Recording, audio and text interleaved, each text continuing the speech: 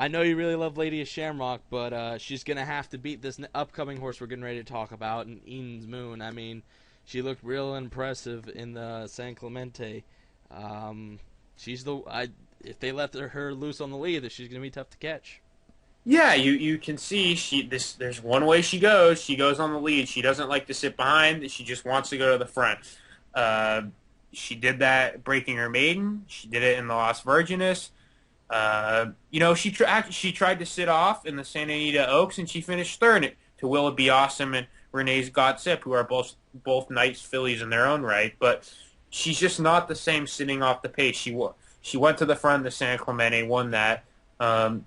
She went to the front in the Hollywood Oaks, and she barely got beat by a nice horse, Potesta. She's a real nice horse, nice filly. So this is one though. You talked about. You did not say she was bought for a lot of money, $390,000. So they thought very highly of her early on, and she's going to be going to the front. And there's no one quicker in here than her. She's going to get that lead. There's no doubt about that. It's just a matter of anybody wants to pressure her. But if nobody wants to pressure her and nobody wants to try to do anything on the front end, she very, very well may be long gone because if she gets an easy lead and she's good on the lead. When she's on the lead comfortable, they're very, very difficult to catch her, especially a filly like Lady of Shamrock who may be having to make up between 6 and 10 lengths. So Lady of Shamrock's going to have to run by this filly down the lane. Yeah, I mean, Eaton's Moon is an interesting filly. She had a lot of potential early on in her career. I mean, considering she was bought for 390,000, and seeing how well she did in her early on in her career when she broke her maiden, went by 11.5 lengths. Then she went on to race in the Las Virgins, I believe is what you said. Hmm. Beat Open Water in that race by 3, and she won the race by 3 1/4. And after that, I guess Bob Baffert had his eyes set on the Kentucky Oaks, especially after her performance in the Sandy Oaks. I guess they felt like, she could at least compete in Churchill Downs in the Kentucky Oaks. She ended up finishing last, lost by 48 3/4 lengths. And Well, then, that was just a disaster. She yeah, got a bad break. I didn't think she got the greatest of breaks. She had to sit behind, hated the dirt in her face. She was out of contention early, and you could cross that race out because that was a disaster on the dirt. But they tried her on the turf, and she really liked it here. So no reason she can't run well again, and I expect her to run very well again. And she's going to be tough to beat yeah, here. I agree with that. I mean, that's a race you got to toss out nonetheless. I mean, those are the best 3-year-olds in the country, the best 3-year-old fillies in the country. And then he brought her back to Hollywood Park, tested her in the Hollywood Oaks, and she fought gamely. She could have been run by Potesta, but she fought back and only lost by a nose. And then he wanted to try out here on the turf and see if she could handle it, and she handled it real well. Won quite easily in the San Clemente, in my opinion. So she's, we both agree that she's going to be the one to catch, and hopefully, looking at it, in my opinion, there's not a lot of speed in this race, but there's horses that could potentially put pressure on her. And the question is, is she going to be able to handle that pressure?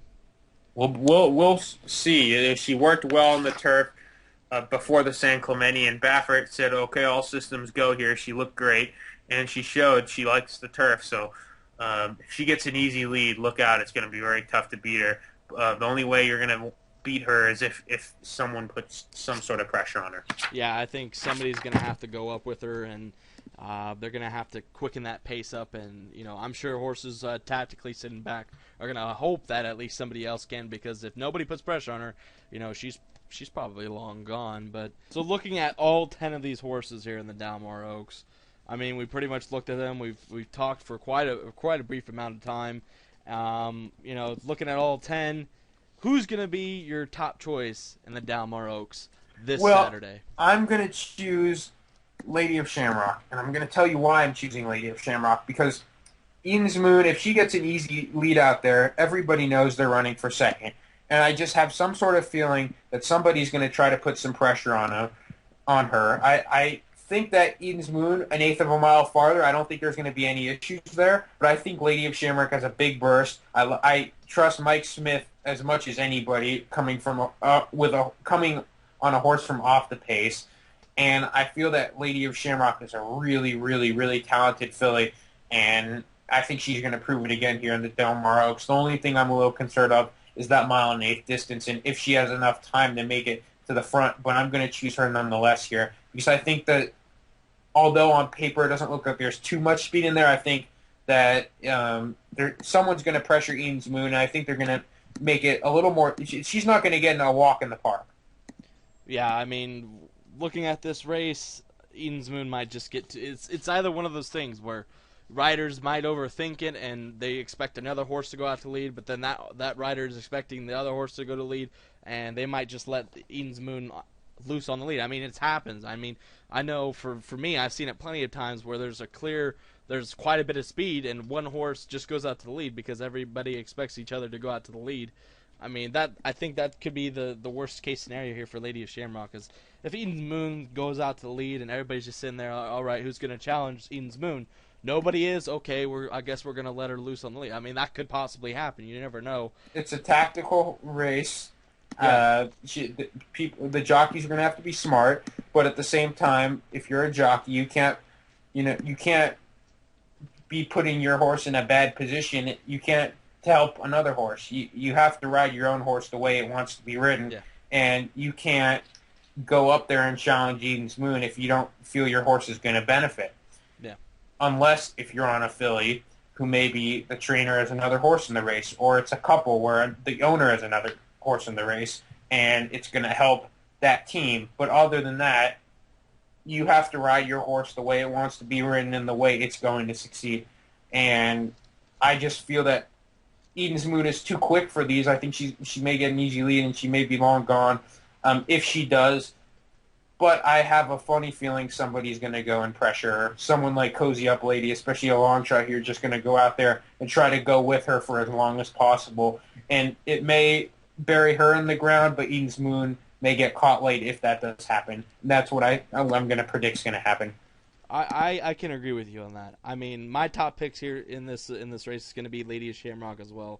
I mean, after seeing her impressive win in the American Oaks, she had to sneak in on the rail like we talked about.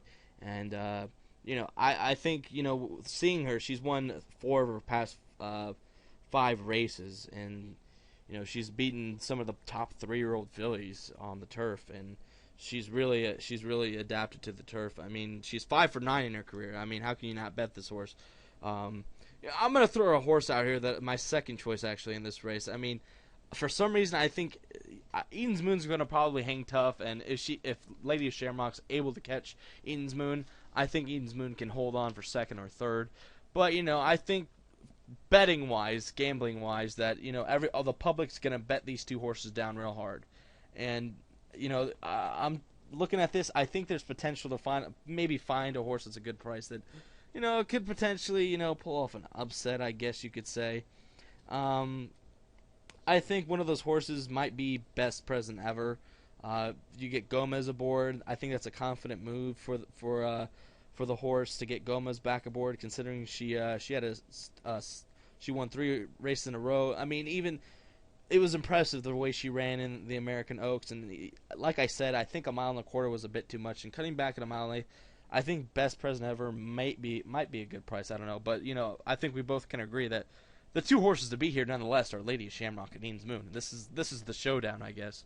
But we can't forget about My Gigi and her past 2 races against Lady of Shamrock, where she nosed out Lady of Shamrock 2 back in the honeymoon, and then Lady Shamrock came back in the American Oaks and said, "I'm a better filly."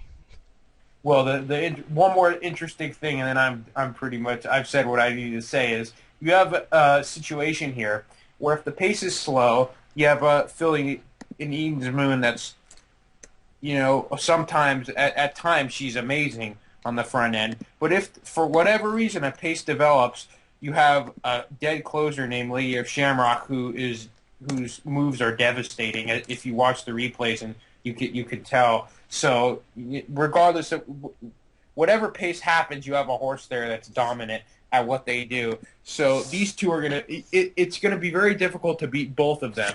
One of them's hard enough, never mind both of them. So the other 8 fillies are they're in for they got to run their butts off to beat these 2. But it can be done. I'm not saying it can't be done, but these 2 are very, very, very top class, talented, in my opinion, grade one fillies, and it's going to be an interesting showdown here. Yeah, I mean it's going to be great. Honestly, the Del Mar Oaks is a great race to always look forward to in the meet. These fillies, they could potentially be superstars, aiming towards the Breeders' Cup, obviously. I guess we'll both be pulling for Lady of Shamrock to hopefully catch Eden's Moon at the wire. I mean, I could see these two horses the only ones that are going to be in the photo finish, maybe, but you never know. These are still young fillies that are, they're still learning what what their trainers are trying to get them to do. They're still 3-year-old fillies and they're still learning. But that's our preview for the Del Mar Oaks of Grade 1 at Del Mar on this Saturday on August 18th, 2012. For Matt, myself, thanks for joining us, guys.